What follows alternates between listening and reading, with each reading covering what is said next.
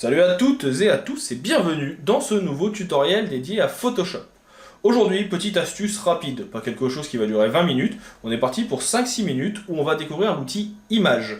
C'est une nouveauté du logiciel qui est là depuis un peu plus de 1 an et demi, qui nous vient à la base d'InDesign et qui va vous permettre de gagner du temps, surtout quand vous devez faire de l'importation d'images dans un cercle. C'est quelque chose qui était très délaissé, avant on devait s'embêter à faire des sélections, des masques de fusion. Et bien maintenant il y a un outil qui est dédié à ça. Donc aujourd'hui, on va partir à sa découverte. Si vous avez des questions ou des remarques, je serai disponible dans les commentaires juste en dessous. Vous pouvez les laisser. En général, je réponds assez vite, en moins d'1 heure, et ça sera avec plaisir que je le ferai. Si jamais vous avez aimé la vidéo, ce que j'espère, vous pouvez également liker, partager et vous abonner. Ça permet à la chaîne de continuer à se développer et à moi de continuer à vous proposer des contenus toujours plus qualitatifs. Dans tous les cas, je vous souhaite un bon visionnage de la vidéo et je vous dis à tout de suite.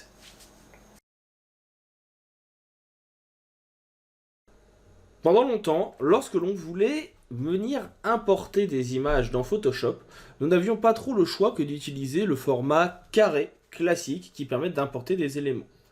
De même, si l'on voulait remplacer par exemple une zone circulaire ou si l'on voulait venir importer des éléments, eh bien on devait automatiquement faire un détourage. Entendre par là sélectionner l'image, ici par exemple le cercle, puis venir par la suite mettre un masque de fusion pour créer un effet de transparence pour remplacer ce qui était déjà en place. Depuis la version CC 2022, il est maintenant possible de s'exempter de cela. Il y a un petit outil qui a été ajouté au logiciel, qui vient de InDesign à la base, qui s'appelle l'outil Image. Vous le retrouvez quand vous venez ici chercher en dessous de recadrage. Le menu Image, il se compose d'un seul outil, plutôt l'outil Image, qui va être ici composé soit d'un carré, soit d'un cercle. Et le principe va être relativement simple. Vous allez pouvoir venir par exemple créer un rectangle, qui va ici venir ajouter un nouveau type de calque, qui va être un calque image, représenté par un élément vectoriel et un masque de fusion. Et l'avantage, c'est que maintenant, vous allez pouvoir aller chercher vos éléments et pouvoir venir importer une photo. Et celle-ci sera importée automatiquement dans le masque, qui est donc maintenant présent ici. C'est un objet dynamique, et vous voyez qu'il est donc disponible dans votre bloc. Vous pouvez le déplacer, et au besoin, vous pouvez même venir donc... Hop là, je vais juste remettre ça en place, j'ai cliqué un peu trop vite. Revenir cliquer aussi sur la partie vectorielle, et vous pouvez venir adapter celle-ci, de façon à pouvoir venir placer efficacement dans une mise en page ou dans un montage une photo. Les touches sont assez classiques lorsque vous êtes ici. Pour avoir un carré et donc rester homothétique, vous devez appuyer sur la touche Shift ou majuscule, Maj si vous préférez.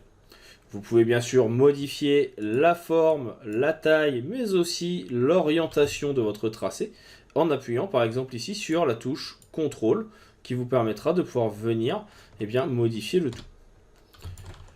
Si vous le souhaitez, vous avez aussi la possibilité donc de venir faire un cercle. Pour ça, vous cliquez sur le cercle qui est en haut. Je peux me mettre par exemple ici au centre, appuyer sur la touche Alt, ça me permettra de partir du centre vers les extérieurs et non pas des extérieurs vers le centre. Et ainsi, en appuyant sur la touche Shift en même temps, vous gardez l'homothétie.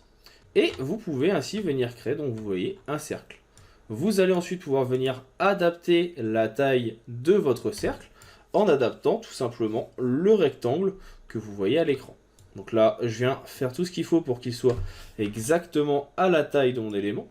S'il faut, je viens venir agrandir dans une direction. Ça va permettre d'avoir quelque chose qui soit le plus précis possible.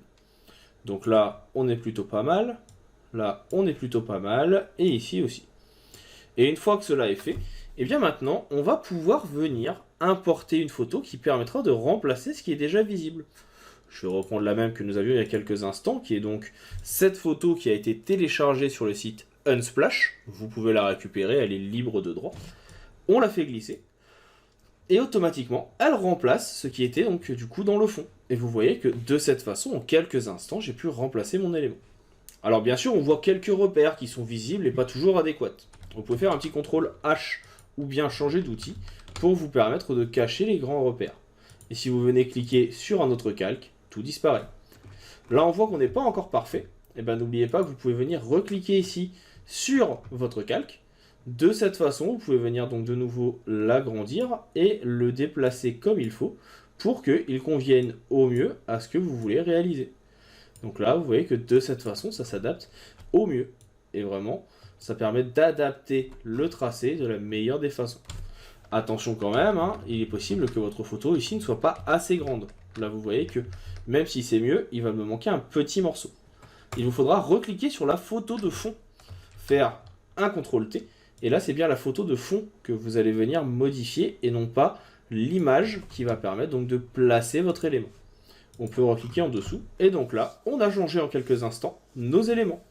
On peut y ajouter un petit calque de réglage, disons ici une correction sélective, qu'on va venir appliquer. L'application, c'est ici le petit carré avec une flèche qui permet de dire en fait que le calque de réglage en question ne sera appliqué qu'au calque qui lui est inférieur. Donc notre image remplacée. Et là, on va pouvoir venir dire par exemple qu'on veut quelque chose qui soit un peu plus rouge, avec peut-être un peu plus de magenta, un peu plus de jaune, peut-être quelque chose qui soit un peu plus sombre, venir dans les tons gris pour ajouter un petit peu d'effet de jaune, augmenter l'effet de magenta pour que ça se rapproche un petit peu de la couleur que l'on a ici dans l'intérieur de notre tube. Et ainsi, vous voyez qu'en quelques instants, je me rapproche d'une modification de la couleur qui va permettre d'avoir quelque chose de plus réaliste. Et si vous venez ici rendre invisible, vous voyez ainsi le avant-après.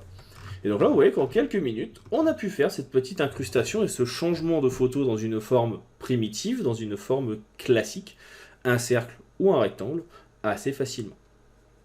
Voilà pour cette petite astuce, je tenais aujourd'hui à vous présenter cet outil parce que je trouve qu'il est un petit peu sous-coté.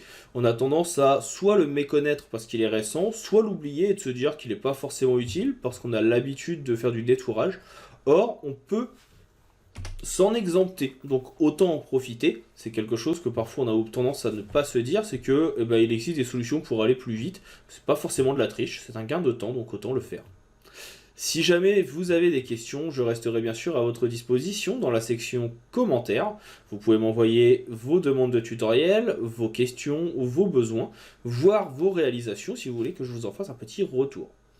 J'espère que cette vidéo vous aura plu. Si jamais vous avez des questions, donc encore une fois, n'hésitez pas. Dans tous les cas, moi je vous dis maintenant à bientôt et je vous souhaite un bon apprentissage de Photoshop.